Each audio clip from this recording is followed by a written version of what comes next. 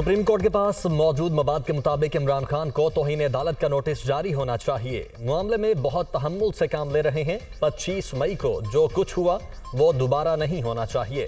तौहीन अदालत केस में chief justice के रिमार्क्स।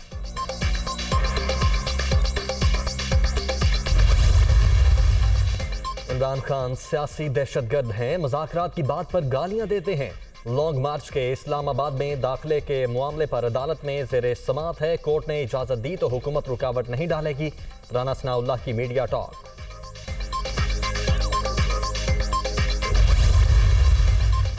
और तहरीक इंसाफ के लॉन्ग मार्च का छठा रोज शुरा का आज गखड़ मंडी में क़याम करेंगे।